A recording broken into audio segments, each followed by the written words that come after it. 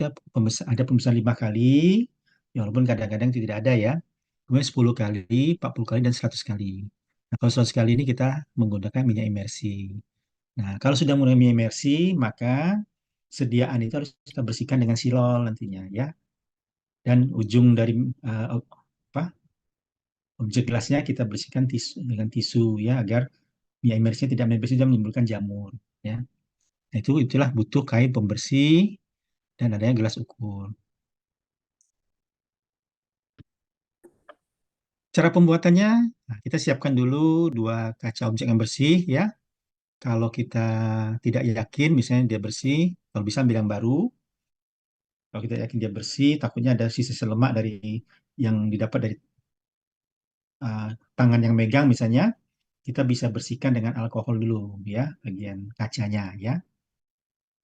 Alkohol dulu sampai kering. Nah, kemudian kita bisa ambil darah kapiler dari ujung jari dengan lancet tadi. Atau kita bisa gunakan darah dari EDTA. Besar tetesan yang kita butuhkan tidak lebih dari 2 mm. Jadi tetes kecil aja ya, dengan jarak kurang lebih eh, satu satu jempol lah dari ujung objek gelas ya. Karena nanti akan ada kita pasang label nama di situ ya. Kemudian kita gunakan lagi satu objek gelas yang lain sebagai spreadernya, sebagai pendorongnya. Kalau mau bagus, maka objek gelas yang lain itu kita amplas dulu dan kita uh, kikir dulu bagian pinggirnya. Jadi ujungnya itu tidak selebar dari objek gelas yang mau kita uh, spread tadi ya. Gitu. Nah, kemudian kita letakkan pada sudut antara 30 sampai 45 derajat ya. Tarik ke arah belakang, ke arah tetesan darah objek gelasnya sampai darah itu menyebar merata di ujung spreader, tapi nggak sampai ke tepi objek gelas yang bawah ya. Kemudian dengan kecepatan tertib, normal, teratur, kita dorong ke depan. Jadi jangan ragu-ragu, karena kalau ragu-ragu nanti dia akan bergelombang. Kalau dia terlalu cepat, bisa jadi juga dia kependekan. Kalau terlalu lambat, bisa sangat panjang nantinya ya. Nah, di sini sudah sediaan ada, kemudian kita keringkan sediaan itu ya. Kita diamkan sampai dia kering. Kemudian kita lakukan pewarnaan. Dalam hal ini di praktikum kita gunakan pewarnaan Rike ya. Pewarnaan Rike. Jadi pewarnaan Rike tadi kita teteskan ya, 10 tetes Rike di atas sediaan, biarkan 2 sampai 3 menit ya. Nah, kita perhatikan kalau dia kering kita teteskan lagi. Setelah itu tambahkan salt buffer yang sama dengan jumlah tetesan Rike yang dipakai tadi sampai tercampur. Biarkan selama 5 sampai 10 menit warna menunjuk, warna menunjukkan warna hijau mengkilat, berarti menunjukkan warna yang bahwa pengecatnya sudah cukup. Setelah itu kita siram dengan Aquades 30 detik, lalu siram dengan air mengalir. Miringkan di udara pada kertas saring ya, sampai dia kering agar bisa kita baca. Nah, ya, kita lihat sediaan ya, periksa di bawah mikroskop dengan pembesaran lemah dulu dengan objektif 10 kali. Apakah pengecatan memuaskan? Pertama kita lihat apakah eh, nukleus inti yang ada sudah tercat semua nggak? Nah, pada saat itu sel-sel darah putih ya. Kalau belum tercat, mungkin kita perlu pengulangan pengecatan. Kalau ada gumpalan-gumpalan, maka tambahkan cat flek kemudian dibilas dengan Aquades ya, biar gumpalan-gumpalannya menghilang ya.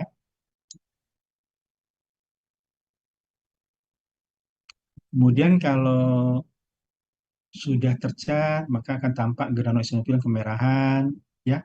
Sitoplasma yang tercat merah muda, berarti itu sudah normal ya. Kemudian kita lanjutkan dengan pemisahan dengan objektif 100 kali dengan minyak imersi pada dasar sediaan yang tipis, biasanya pada bagian yang agak ujung ya. Apakah sediaan itu telah memenuhi syarat. Nah, kemudian sediaan kita beri nama etiket ya, nama penderita. Kalau besok ini nama nama kalian berarti ya, sama tanggal pembuatan di ujungnya. Bisa gunakan label atau bisa gunakan pena khusus nantinya ya yang bisa nempel di objek kelas ya. Nah, penting kita memahami tentang kelayakan sedia hapus darah tepi. Jadi nggak bisa sembarang aja ya. Jadi pertama, ukuran hapusan darah tepi meliputi 2/3 sampai 3/4 panjang objek gelas. Tepi dari eh, hapusan darah tepi tidak menyentuh tepi kaca objek gelas. Kemudian ada sisi tipis atau bagian bulunya atau yang bagian ujung sedikit membulat, halus dan teratur. Ya. Kemudian permukaannya halus, reguler dan tidak berlubang-lubang. Ya. Di sini kita pastikan bahwa seluruh tetes darah terpakai habis dalam hapusan. Ya. Saya nggak ada gambarnya ya, gitu ya.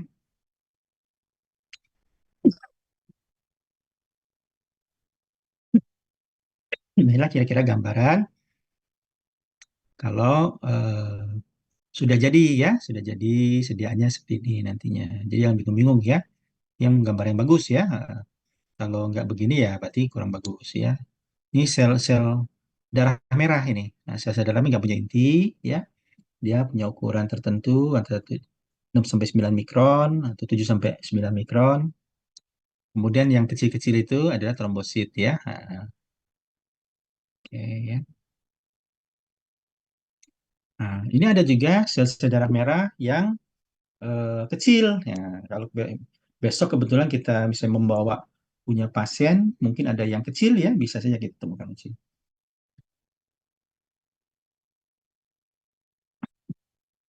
Jadi ukurannya kurang dari 6 mikron.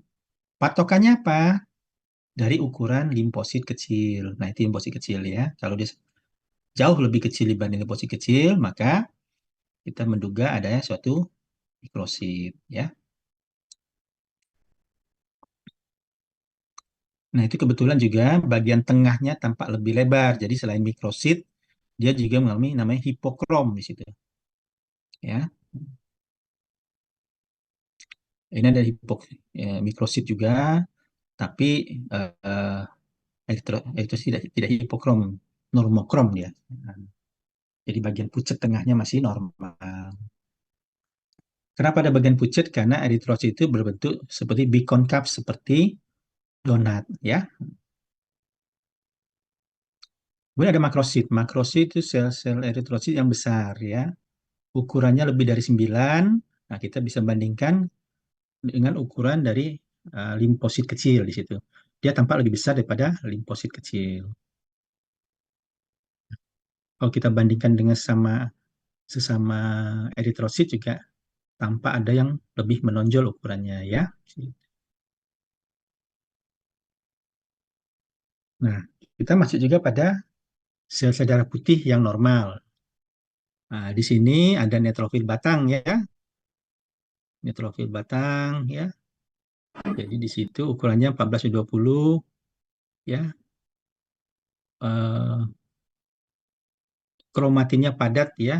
Dia tidak bersegmen. Nah, ya seperti itu. Ini kromatin. Jadi bentuknya seperti batang ya. Bisa grup C dan sebagainya ya. Keberadaannya tidak banyak di dalam darah tepi ya. Kemudian ada yang paling banyak ditemukan di sel darah tepi yaitu segmen. Nah, ini ada berlobus-lobus istilahnya ya. Ukurannya 14-20 mikron ya. Bentuknya bisa oval bulat, intinya berlobus-lobus ya. Antara 3 sampai 5 lobus ya. Kalau lebih atau kurang itu ada kelainan yang lain. Nah, ini segmen ya.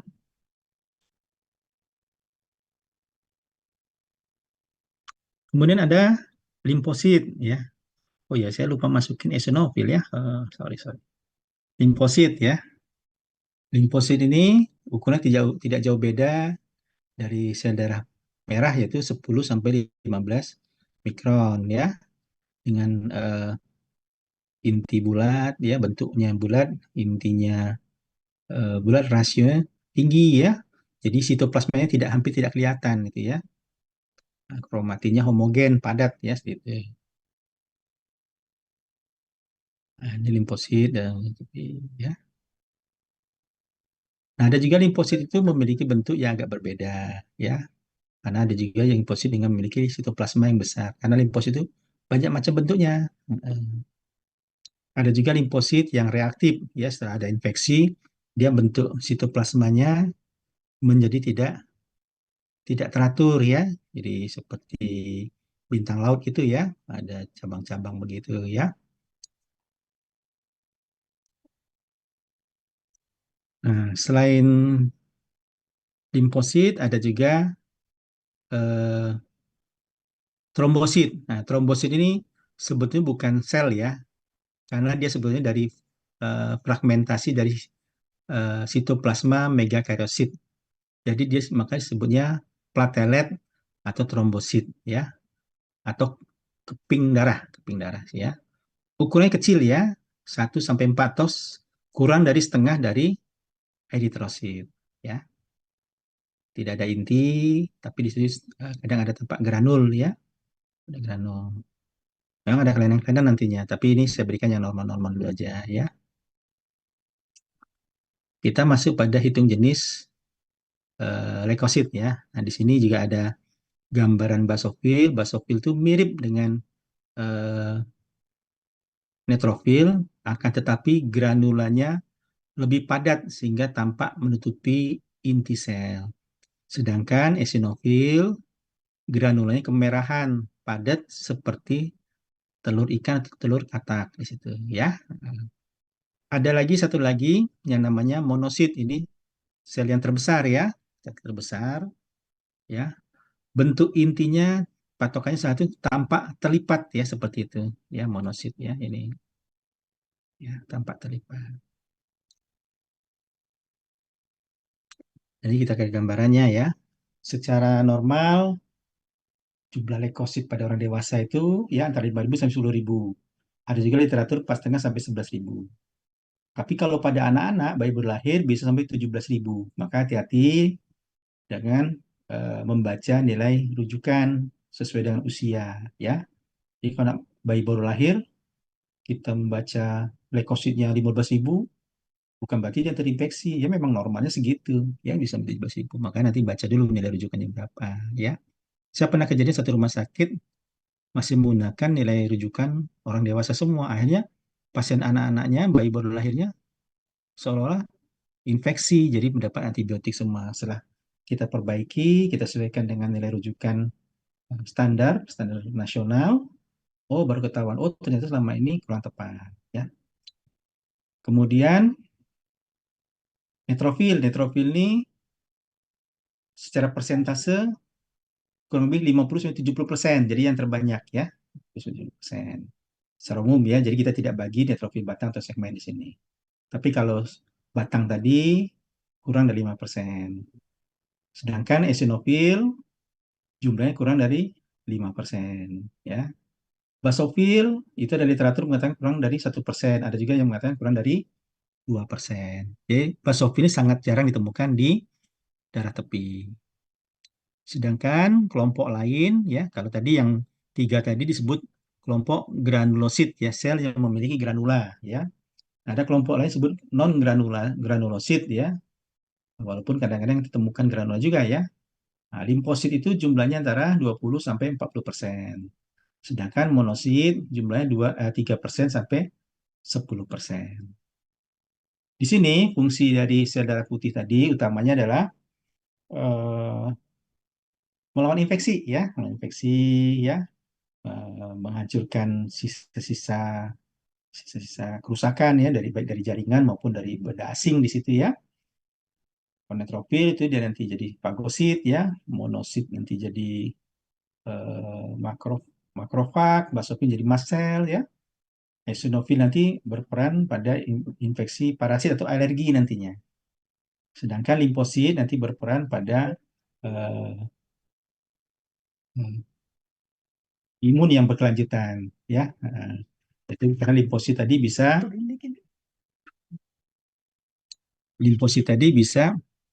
menjadi limfoblas kembali dan menginformasikan pada anak keturunannya.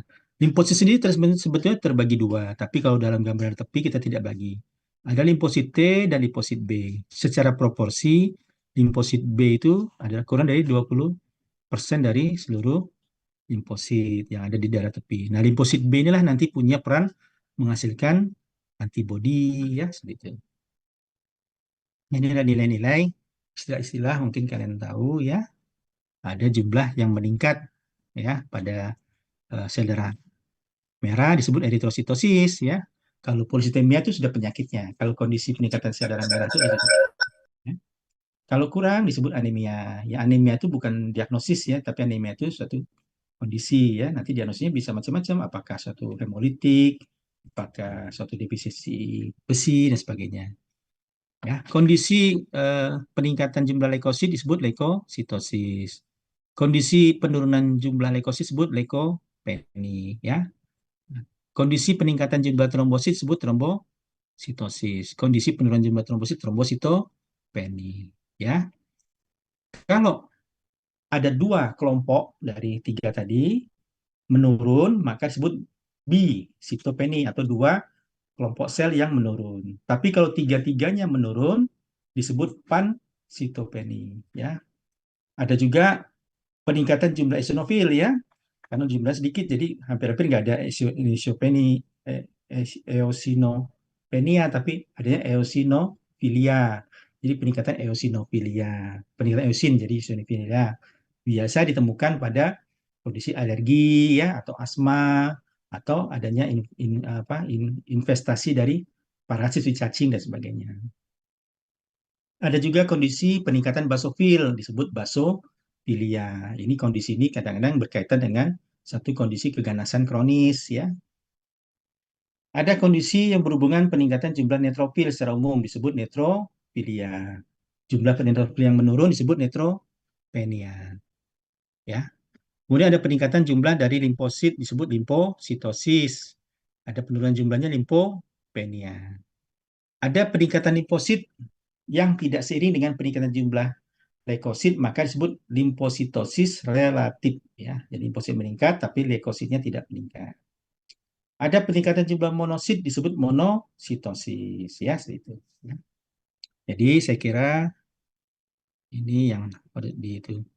Nah, kemudian nanti besok adik-adik menyiapkan kertas seperti ini nantinya untuk hitung jenis. Hitung jenis ini menghitung dalam seluruh lapang pandang atau 10 sel lah ya.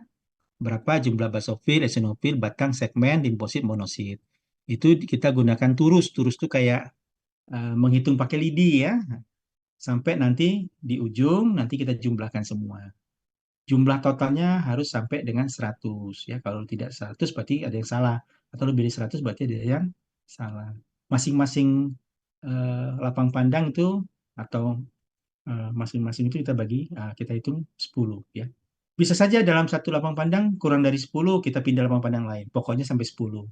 Begitu lebih dari 10 kita pindah eh, ke ke kolom yang lain ya itu. Ya. Baik, inilah yang mungkin bisa sampaikan. Besok kita praktikum. Ada pertanyaan sejauh ini?